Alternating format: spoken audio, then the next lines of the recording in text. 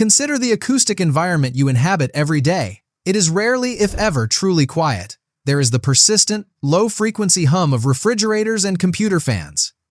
There is the muffled roar of traffic bleeding through your window panes.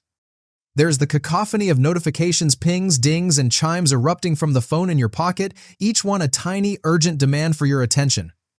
Even in a quiet coffee shop, your ears are bathed in the ambient noise of espresso machines and the tinny beat of background music.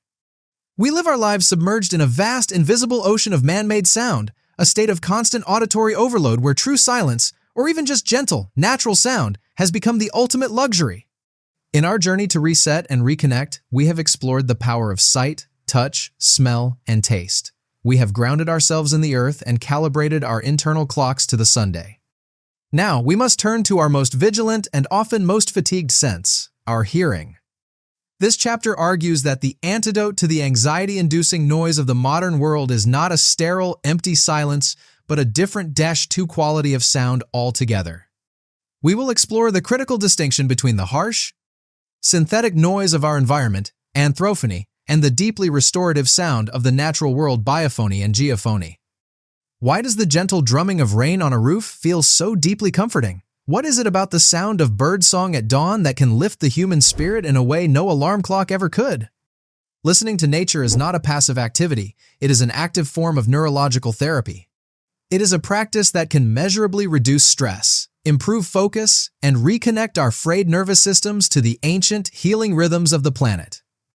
To understand why natural soundscapes are so healing, we must first decode how our brain processes the acoustic world. Man-made sounds, what acousticians call anthrophony, are often jarring, abrupt, and mechanically repetitive. The sudden wail of a siren, the sharp slam of a door, the high-frequency whine of an appliance, these sounds assault our nervous system. They trigger a micro-response from the amygdala, our brain's alarm center, putting us into a state of low-grade vigilance. Our brain must constantly work to filter this acoustic clutter, assessing each new sound as a potential threat. This constant filtering process is a significant cognitive load, contributing to mental fatigue and chronic stress. In stark contrast, the sounds of the natural world, the biophony, sounds from living organisms like birds and insects, and geophony, sounds from non-living forces like wind and bid, are profoundly different. Though complex, they are often characterized by patterns, gentle variations, and frequencies that our brains have evolved over millennia to interpret as signs of safety and stability. They contain rich information without being threatening. Consider the sound of water. The gentle, rhythmic wash of waves on a shore or the steady patter of rain creates a form of pink noise, a type of broadband sound that is consistent across all frequencies. This creates a soothing sonic blanket that masks other, more startling noises, allowing our auditory vigilance to finally stand down. The sound of wind rustling through trees provides dynamic information about the space around us, teaching our ears about subtlety and change. But perhaps the most powerful natural sound is the biophony of birdsong. For our ancestors, a forest alive with the sound of birds was a clear and reliable signal of safety. An abrupt silence meant a predator was near. This ancient, all-clear signal is still deeply encoded in our neurology.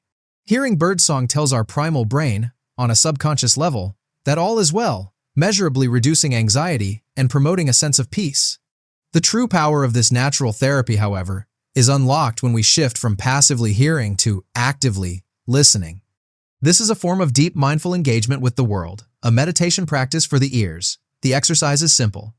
Find a comfortable place to sit outside, even if it's just a park bench or a step in your backyard. Set a timer for 10 minutes, close your eyes, and do nothing but listen. At first, your mind may resist, still churning with the day's thoughts. Gently guide its attention back to the world of sound. Cast your awareness out like a net. What is the farthest sound you can detect? The hum of a distant plane? The faint drone of traffic? Now, slowly draw your attention closer. What can you hear in the middle distance? Children playing?